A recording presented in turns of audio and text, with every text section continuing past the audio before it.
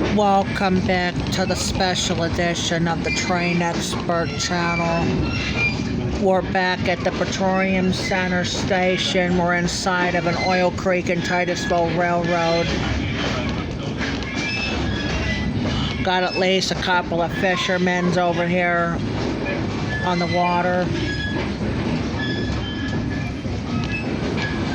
There was no freight from Oil City today in the Ren farm today because Tom's running the train engine today instead of Chris, one of the two engineers of the OC&T.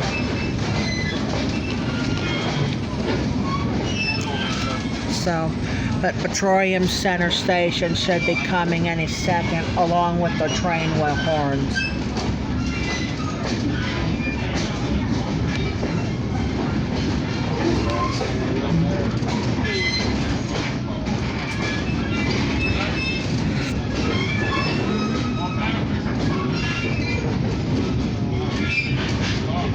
There's the Petroleum Center Bridge right there.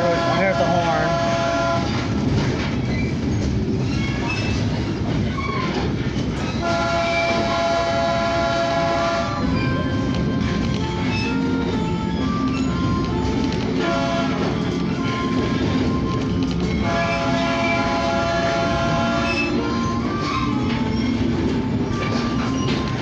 For many, life was hard and money was scarce. The obituary of one Oil Region prostitute who was buried in the Petroleum Center Cemetery in 1870 read, "A woman of the town, known as Frankie, died while the body was buried, a subscription having been raised to defray the necessary funeral expenses. A little over 3 years ago, this girl was a waitress at the Chase House in Dipple and bore a good character for virtue and respectability, but the tempter came." When news of Petroleum Center's sinful ways got around the country, women whose men had traveled to the Pennsylvania Oil Region worried.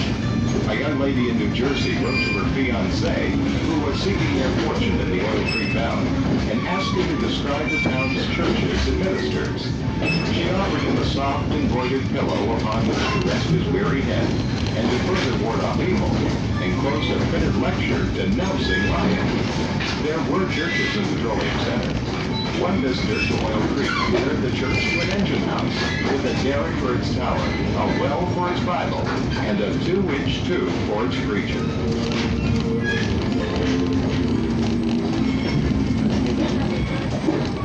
During the Civil War, women from Petroleum Center's wealthy families wove bandages, collected clothing for soldiers, and sent tobacco and Bibles to the troops.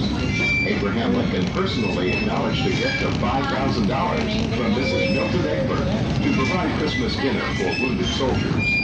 John Wilkes Booth also made an appearance in the Oil Region. After the assassination of President Lincoln, the editor of a local newspaper, which had been opposed to Lincoln, described Booth's interest in the oil business and pictured him as mild and retiring in disposition. As we cross the creek, look to the left. On the hillside and along the creek near Benioff Run, you will see derricks and an oil barge reconstructed by Oil Creek State Fund to show you what you wouldn't see here more than 100 years ago.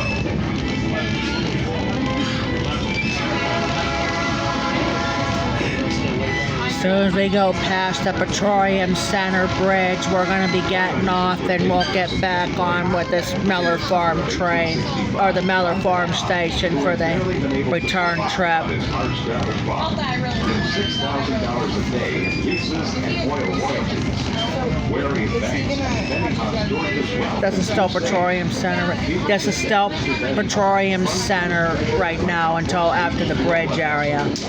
On the evening of January 16, 1868, four masked gunmen forced their way to the farmhouse and made off with nearly $250,000 in cash and bonds. Although 3 of the robbers were caught and convicted, the money was never recovered. You can see Benihana's safe at Brickwell Museum.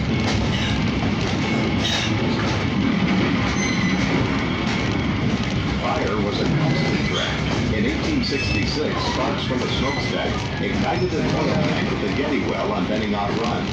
Eyewitnesses described a river of fire rushing down the valley from one tank to another. Only the snow and ice at the mouth of Benioff Run saved Petroleum Center from fiery destruction.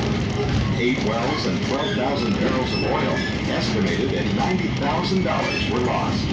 One observer noted that if hell was anything like the scene before him, he had no wish to visit it.